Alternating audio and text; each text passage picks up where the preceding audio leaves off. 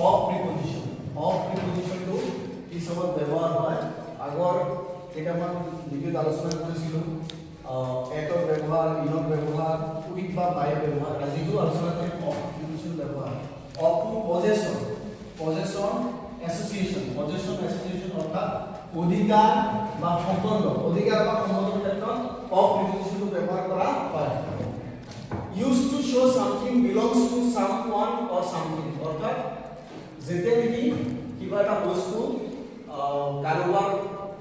হয় বা কাৰোবাৰ বুজাবলৈ বা কিবা এটা বুজাবৰ কাৰণে অফ প্ৰিপজিশন ব্যৱহাৰ কৰা হয় অৰ্থাৎ অধিকাৰ সাব্যস্ত কৰিবলৈ বা কোনো এটা বস্তুৰ সৈতে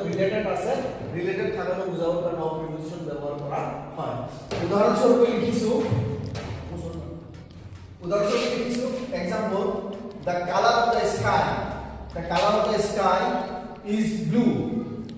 the color of the sky is blue বা the color of the sky অর্থাৎ আকাশৰ ৰং অৰ্থাৎ অধিকাৰ বুজাইছে যে আকাশৰ অধিকাৰটো কি আকাশৰ ৰংটো নীলা the color of the sky বা দুই নম্বৰ লিখিব পাৰিম আমি উদাহৰণ দিছো যে capital of Arunachal Pradesh the capital of Arunachal Pradesh of the capital of Arunachal Pradesh of গতিকে অধিকাৰ বা সম্বন্ধ বুজোৱাৰ ক্ষেত্ৰত ব্যৱহাৰ আছে দুই নম্বৰ কম্পোজিশন বা মেটেৰিয়েল কম্পোজিশন নিৰ্মাণ বা উপাদান কম্পোজিশন কি বস্তু দ্বাৰা নিৰ্মাণ কৰা হৈছে বা কি উপাদান আছে কি পদাৰ্থৰে গঠিত সেইটো ক্ষেত্ৰত অফ প্ৰিপজিশন ব্যৱহাৰ কৰা হয় কম্পোজিশন বা মেটেৰিয়েল নিৰ্মাণ বা উপাদান এক্সাম্পল লিখিছো a ring of gold বা the ring is made of gold বা the table is made of wood এটো যেতিয়া পরিবর্তন নহয় অপরিবর্তিত অবস্থাত থাকে যেতিয়া পরিবর্তন নহয় অপরিবর্তিত অবস্থাত থাকে তেতিয়া অফ প্রিপজিশন ব্যবহার করা হয় অর্থাৎ the table is made of wood the bench is made of wood বা the ring is made of wood কিন্তু অপরিবর্তিত অবস্থাত থাকিলে আনচেঞ্জ থাকিলে অফ প্রিপজিশন ব্যবহার করা হয় চেঞ্জ হলে ফ্রম প্রিপজিশন ব্যবহার করা হয় আমি নেক্সট ভিডিওতে আলোচনা করি in a comparative study of and from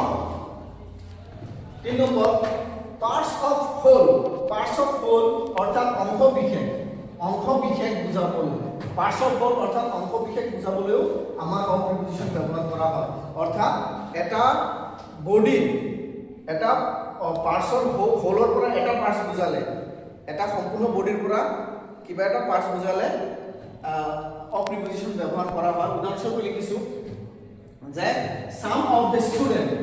the students অৰ্থাৎ কিছুমান ছাত্ৰ-ছাত্ৰী অৰ্থাৎ today among the 300 students some